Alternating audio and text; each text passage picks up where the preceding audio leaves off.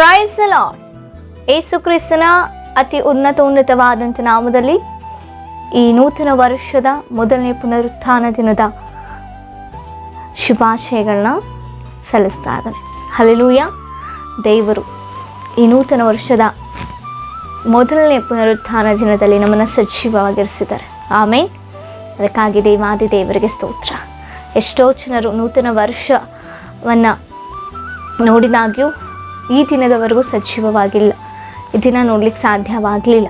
ಈ ಪರಿಶುದ್ಧವಾದ ಪುನರುತ್ಥಾನ ದಿನದಲ್ಲಿ ಆತನ ಸನ್ನಿಧಾನದಲ್ಲಿ ಮಹಿಮೆ ಪಡಿಸುವಂಥ ಧನ್ಯತೆ ಅನೇಕರಿಗೆ ಇಲ್ಲ. ಆದರೆ ನಿನ್ನನ್ನು ನನ್ನನ್ನು ಪ್ರೀತಿಸುವಂಥ ದೇವರು ಈ ಪರಿಶುದ್ಧವಾದ ಪುನರುತ್ಥಾನ ದಿನದಲ್ಲಿ ಆತನ ಸನ್ನಿಧಾನದಲ್ಲಿ ನಾವು ಸಮಯವನ್ನು ಕಳಲಿಕ್ಕೆ ದೇವರು ಕೃಪೆ ಮಾಡಿಕೊಟ್ಟಿದ್ದಾರೆ. ಆಮೇಲೆ ಹಾಗಿದ್ರೆ ಪ್ರತಿನಿತ್ಯ ದೇವರು ತನ್ನ ವಾಕ್ಯದ ಮೂಲಕ ನಮ್ಮನ್ನು ಬಲಪಡಿಸ್ತಾ ಆಧರಿಸ್ತಾ ಸರಿಯಾದ ಮಾರ್ಗದಲ್ಲಿ ನಮ್ಮನ್ನು ನಡೆಸ್ತಾ ಇದ್ದಾರೆ.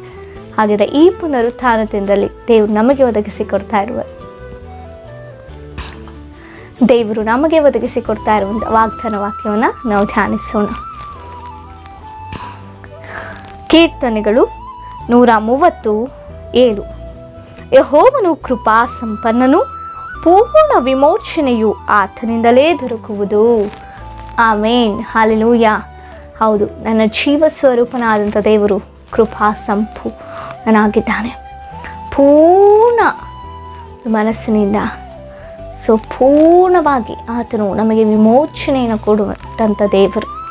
2024 ವರ್ಷಗಳ ಹಿಂದೆಯೇ ಎಲ್ಲ ಪಾಪದ ಕಟ್ಟುಗಳಿಂದ, ಶಾಪದ ಕಟ್ಟುಗಳಿಂದ, ಎಲ್ಲ ಒಂದು ಬಂಧಕಗಳಿಂದ ನಮ್ಮನ್ನು ಈ ಧರೆಗಿಳಿದು ಬಂದಂಥ ಯೇಸು ಕ್ರಿಸ್ತನು ತಾನೇ ನಮ್ಮನ್ನು ವಿಮೋಚಿಸಿದಂಥ ದೇವರು. ಆಮೇಲೆ ನಮಗೆ ಜೀವವನ್ನು ಕೊಟ್ಟಂಥ ದೇವರು, ಮರುಜೀವವನ್ನು, ನೂತನ ಒಂದು ಜೀವನವನ್ನು ದೇವರು ಒದಗಿಸಿಕೊಟ್ಟಿದ್ದಾರೆ ಈ ಒಂದು ಕ್ರಿಸ್ತನಲ್ಲಿ ನಾವು ಜೀವಿಸಲಿಕ್ಕೆ.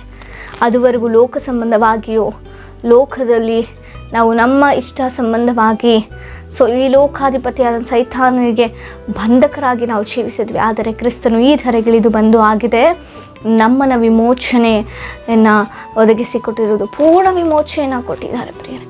ಪಾಪದ ಪಾಲಿಗೆ ಸತ್ತಂಥವರನ್ನಾಗಿ ಆಗಿದೆ ದೇವರು ಮಾಡಿದ. ಅದಕ್ಕಾಗಿ ಆತನ ಈ ಪರಿಶುದ್ಧವಾದ ಪುನರುತ್ಥಾನದಲ್ಲಿ ಪೂರ್ಣ ಕೃಪಾ ಸಂಪನ್ನನಾದಂಥ ದೇವರನ್ನಾಗಿದೆ ನಾವು ಆರಾಧಿಸ್ತಾ ಇರುವಂಥದ್ದು. ಪೂರ್ಣ ವಿಮೋಚನೆಯನ್ನು ಕೊಟ್ಟಂಥ ದೇವರನ್ನಾಗಿದೆ ನಾವು ಕೊಂಡಾಡಬೇಕಾಗಿರುವಂಥದ್ದು. ಆಮೇನ್. ಕಳೆದ ವರ್ಷ ಯಾವ ರೀತಿ ಯಾವ ಒಂದು ಪರಿಸ್ಥಿತಿಯಲ್ಲಿ ನಾವು ದೇವರನ್ನು ಆರಾಧಿಸಿದೆವೋ ಅದು ನಮ್ಮ ಮನಸ್ಸಾಕ್ಷಿಗೆ ಗೊತ್ತು. ಆದರೆ ನೂತನ ವರ್ಷ ಕಳೆದ ವರ್ಷಕ್ಕಿಂತ ಇನ್ನೂ ಹೆಚ್ಚಾಗಿ ನಾವು ದೇವರನ್ನ ಸ್ತುತಿಸುವವರಾಗಿ, ದೇವರನ್ನ ಆರಾಧಿಸುವಂಥವರಾಗಿ, ದೇವರನ್ನ ಮಹಿಮೆ ಪಡಿಸುವಂಥವರಾಗಿ ನಾವು ಆತನ ಸನ್ನಿಧಾನದಲ್ಲಿ ಈ ಮೊದಲನೇ ಒಂದು ಪುನರುತ್ಥಾನ ದಿನದಲ್ಲಿ, ಈ ನೂತನ ವರ್ಷದ ಮೊದಲನೇ ಪುನರುತ್ಥಾನ ದಿನದಲ್ಲಿ ನಾವೆಲ್ಲರೂ ಆತನಲ್ಲಿ ನಾವು ಭಯಭಕ್ತಿಯುಳ್ಳವರಾಗಿದ್ದು ಆತನ ಸನ್ನಿಧಾನದಲ್ಲಿ ನಾವು ದೇವರನ್ನ ಪೂರ್ಣ ಹೃದಯದ ಪೂರ್ಣ ಮನಸಾರ ದೇವರನ್ನು ಆರಾಧಿಸುವಂಥವ್ರಾಗಿ, ಕೃತಜ್ಞತೆ ಸ್ತುತಿಯನ್ನು ಸಲ್ಲಿಸುವಂಥವರಾಗಿರ್ಬೇಕು. ಆತನಿಂದ ಅಲ್ಲದೆ ಬೇರೆ ಯಾರಿಂದಲೂ ಕೂಡ ನಮ್ಮನ್ನು ಬಿಡಿಸಲಿಕ್ಕೆ ಸಾಧ್ಯವಿಲ್ಲ, ನಮ್ಮನ್ನು ವಿಮೋಚಿಸಲಿಕ್ಕೆ ಸಾಧ್ಯವಿಲ್ಲ. ಆತನೊಬ್ಬನೇ ಶಕ್ತನು. ಯೇಸು ಕ್ರಿಸ್ತನ ಮೂಲಕವಾಗಿ ಮಾತ್ರವೇ ನಮಗೆ ರಕ್ಷಣೆ. ಯೇಸು ಅಂದರೆ ನಮಗೆ ರಕ್ಷಕನು ಎಂಬುದಾಗಿ ಅರ್ಥ. ಆತನು ನಮ್ಮ ಎಲ್ಲ ಪಾಪಗಳಿಂದ ಬಿಡಿಸಿ ನಮ್ಮನ್ನು ಕಾಯುವ ಆತನು ಎಂಬುದಾಗಿ ನಾವು ನೋಡ್ತಾ ಇದ್ದೇವೆ ಸತ್ಯವೇದದಲ್ಲಿ ಪ್ರಿಯರೇ. ಆತನನ್ನು ಸ್ತುತಿಸುವಂಥವರಾಗಿ, ಪರಲೋಕ ತಂದೆಯನ್ನು ನಾವು ಮಹಿಮೆ ಪಡಿಸುವಂಥವರಾಗಿ, ಅದ್ವಿತೀಯ ಕುಮಾರನನ್ನು ನಮಗಾಗಿ ಪರಲೋಕ ತಂದೆ ಒದಗಿಸಿಕೊಟ್ಟಿದ್ದಾರೆ. ನಮಗಾಗಿ ಕೊಟ್ಟು ನಮ್ಮನ್ನು ಪರಲೋಕದ ತಂದೆಯನ್ನು ನಾವೆಲ್ಲರೂ ಐಕ್ಯವಾಗುವಂತೆ ಯೇಸು ಕ್ರಿಸ್ತನು ಧರೆಗಿಳಿದು ಬಂದರು. ಆಮೇಲೆ ಅಂಥ ಉನ್ನತವಾದಂಥ ದೇವರನ್ನ ನಾವು ಮಹಿಮೆ ಪಡಿಸಬೇಕು.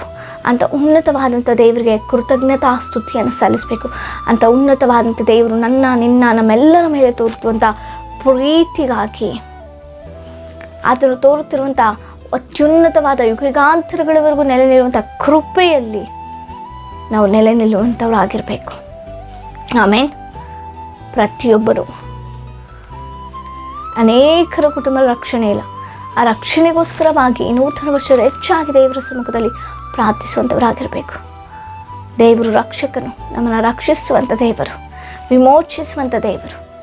ಅಂಥ ವಿಮೋಚನೆ ಆಗಿದೆ, ಅಂಥ ರಕ್ಷಣೆ ನೀನು ಹೊಂದಿಕೊಂಡಿರುವುದಾದರೆ ಆ ರಕ್ಷಣಾ ಆನಂದದಿಂದ ನಾವು ದೇವರನ್ನ ಸ್ತುತಿಸಬೇಕು. ಆ ರಕ್ಷಣಾ ಆನಂದವನ್ನು ಇತರರು ಕೂಡ ಹಂಚುವಂಥವರಾಗಿರಬೇಕು. ಅದಕ್ಕಾಗಿ ದೇವರು ಇನ್ನೂ ದಿನಗಳನ್ನ ಒದಗಿಸಿಕೊಟ್ಟು ಮತ್ತೊಂದು ಅವಕಾಶವನ್ನು ಕೊಡ್ತಿದ್ದಾರೆ.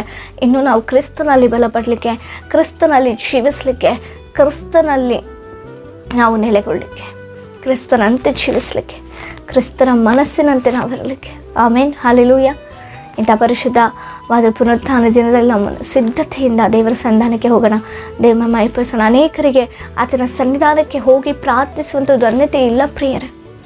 ಅನೇಕರು ಕಷ್ಟಪಡ್ತಿದ್ದಾರೆ. ಆತನ ಸನ್ನಿಧಾನಕ್ಕೆ ಹೋಗಬೇಕು ಅನ್ನುವಂಥ ಆಸೆ ಇದ್ದರೂ ಕೂಡ, ಅಂಬಲಿಕೆ ಇದ್ದರೂ ಕೂಡ ಹೋಗಲಾಗದಂಥ ಒಂದು ಪರಿಸ್ಥಿತಿಯಲ್ಲಿ ಕೆಲವೊಬ್ರು ಇದ್ದೀರಿ. ಆದರೆ ಈ ದೇವರ ಆಲಯದಲ್ಲಿ ಅಲ್ಲಿವರೆಗೂ ದೇವರು ಕೊಡುವಂಥ ಅವಕಾಶದವರೆಗೂ ಎಲ್ಲಿ ಕೂಡ ಎಡಬಿಡದಂತೆ ಪ್ರಾರ್ಥನೆ ಮಾಡಿರಿ. ದೇವರನ್ನ ಅಲ್ಲೇ ಸ್ತುತಿಸಿ, ಇರುವಂಥ ಸ್ಥಳದಲ್ಲಿ ಸ್ತುತಿಸಿ. ಅದೇ ದೇವರು ಒಂದು ದಿನ ನಿಮಗೆ ಬಾಗಿಲುಗಳನ್ನ ತೆರೆಯ ಮಾಡ್ತಾ ಇದ್ದಾರೆ. ಆತನ ಸನ್ನಿಧಾನಕ್ಕೆ ಕುಟುಂಬವಾಗಿ ಹೋಗಿ ಆರಾಧಿಸುವಂಥ ಧನ್ಯತೆ ನಿಮಗೆ ದೇವರು ಕೊಡ್ತಾರೆ. ನಿಮ್ಮ ಆಸಕ್ತಿಯನ್ನು ದೇವರು ನೋಡ್ತಾರೆ ಪ್ರಿಯರೇ. ಯಾರು ನನ್ನಲ್ಲಿ ಆಸಕ್ತರಾಗಿರ್ತಾರೋ ಅವ್ರು ನಾನು ರಕ್ಷಿಸ್ತಾರೆ ಎಂಬುದಾಗಿ ದೇವರ ವಾಕ್ಯ ಹೇಳ್ತಾರೆ. ನೀವು ಯಾವ ಸ್ಥಳದಲ್ಲಿದ್ದರೂ, ಎಲ್ಲಿದ್ದರೂ ಕೂಡ, ಹೇಗಿದ್ದರೂ ಕೂಡ ಮನಸ್ಸಾರೆ ಹೃದಯದಿಂದ, ಪೂರ್ಣ ಹೃದಯದಿಂದ ಈ ದೇವರನ್ನು, ಕರ್ತರನ್ನು ಆರಾಧಿಸೋದಾದರೆ, ಅಯ್ಯೋ ಸನ್ನಿಧಾನಕ್ಕೆ ಹೋಗ್ಲಿಕ್ಕೆ ಆಗ್ತಿಲ್ಲಲ್ಲ, ಇನ್ನು ಸನ್ನಿಧಾನ ಇಲ್ಲೇದಲ್ವಾ, ದೇವರನ್ನ ಆರಾಧಿಸಬೇಕು ಅಂತ ಅಂದ್ಕೊಳ್ಬೇಡ್ರಿ. ದೇಹವೆಂಬ ಈ ಒಂದು ಆಲಯದಲ್ಲಿ ನಾವು